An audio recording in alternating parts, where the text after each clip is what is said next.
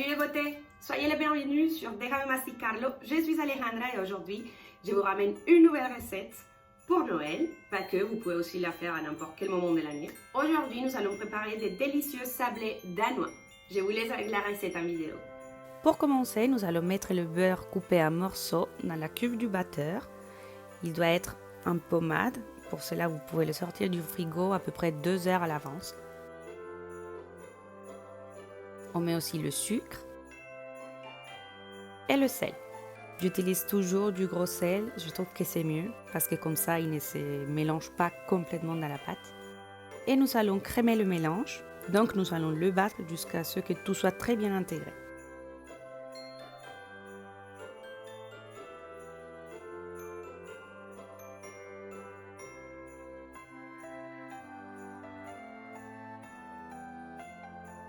À la fin, vous devez obtenir une crème homogène.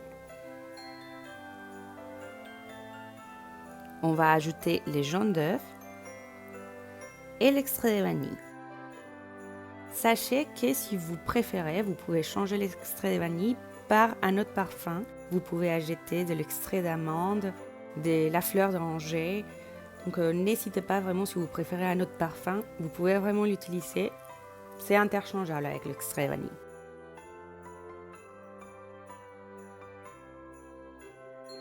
On va battre à nouveau pour intégrer les jaunes d'œufs et l'extrait de vanille avec le beurre.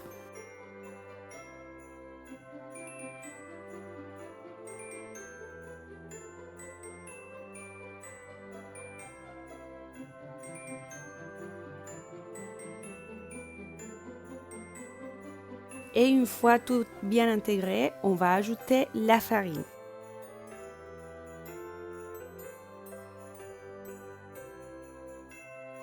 Comme à chaque fois que nous faisons des biscuits ou des sablés, on va mélanger juste le nécessaire pour intégrer la farine. Il est très important de ne pas mélanger trop parce que sinon vous allez développer les réseaux de gluten et on va avoir des biscuits trop durs. Ça ne va pas être agréable à la dégustation.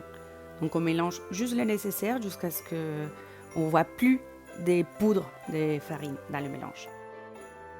Et maintenant, je vais ajouter le lait. Ça va me permettre d'avoir une pâte qui sera plus facile à pocher. Je vous mets que la quantité va de 2 à 4 cuillères à soupe parce que ça va dépendre vraiment de votre pâte à vous. La farine n'a pas toujours la même capacité d'absorber des liquides, donc ça va changer d'une préparation à l'autre. Donc dans mon cas, j'ai eu besoin de 4 cuillères, mais peut-être que dans votre cas, vous aurez besoin seulement de 2 cuillères. Donc utilisez le toucher et la vue pour identifier quelle quantité de lait ajouter.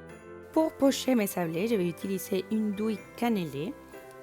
Vous pouvez parfaitement utiliser une douille lisse si vous préférez ou une douille à fleurs par exemple. Je vais me servir de cette tasse-là pour poser ma poche à douille parce que comme ça c'est beaucoup plus facile. Je n'ai pas besoin de la tenir en même temps que je la remplis. Et je vais ajouter toute ma pâte à l'intérieur. Si vous préférez, vous pouvez ajouter juste la moitié de la pâte parce que comme ça vous serez peut-être plus à l'aise pour pocher parce qu'il n'y aura pas trop de pâte. Donc vous pourrez manier la poche plus facilement.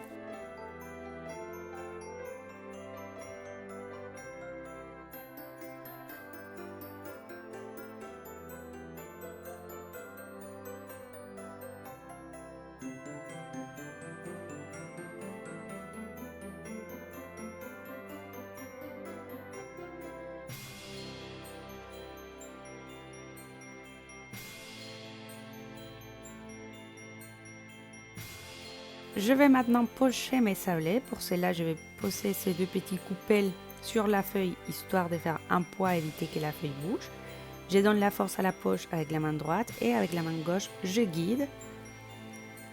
Donc, je fais une petite pression sur la feuille pour coller, on va dire, la pâte. Et je fais un cercle.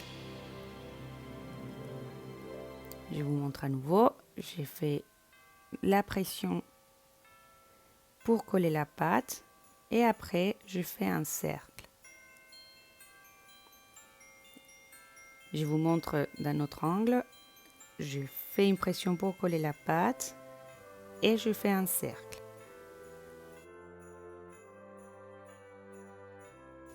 Il est important de pocher les sablés espacés entre eux en quinconce pour qu'ils ne se collent pas au moment de la cuisson.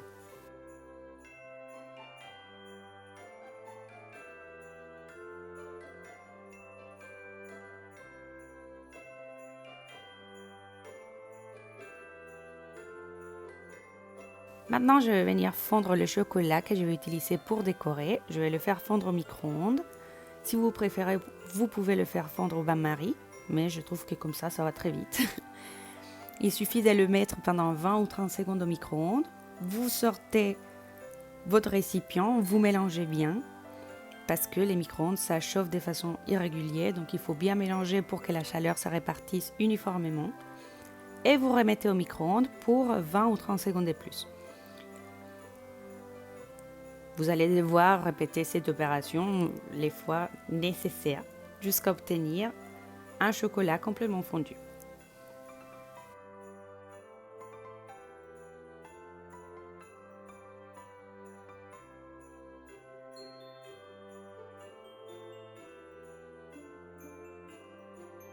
Pour décorer les sablés, je vais prendre chacun, je vais les tremper jusqu'à la moitié dans mon chocolat fondu. Je vais secouer un peu pour enlever l'excès et je vais racler contre le bord du récipient.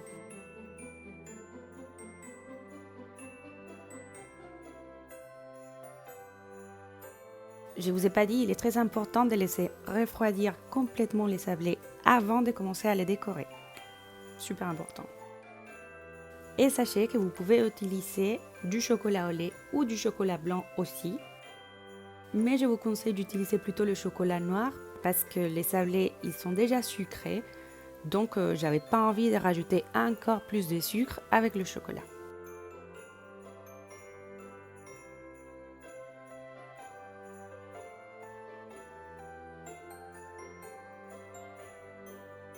Maintenant, je vais utiliser quelques décorations en sucre pour ajouter un peu de gaieté. Donc, j'ai quelques petites perles colorées. Je vais aussi ajouter des vermicelles dorées. Et pour finir, ces petits sapins en sucre.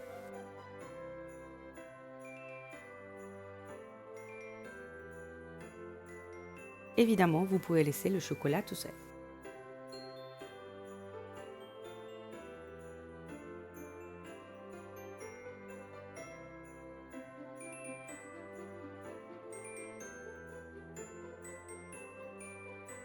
Alors les beautés, vous en pensez quoi?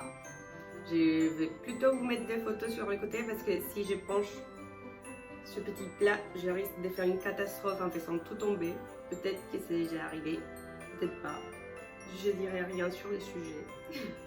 Sachez que vous pouvez conserver ces sablés au congélateur. Vous les enfournez, vous les sortez du four, vous les laissez refroidir complètement et au congélateur pendant 1 mois.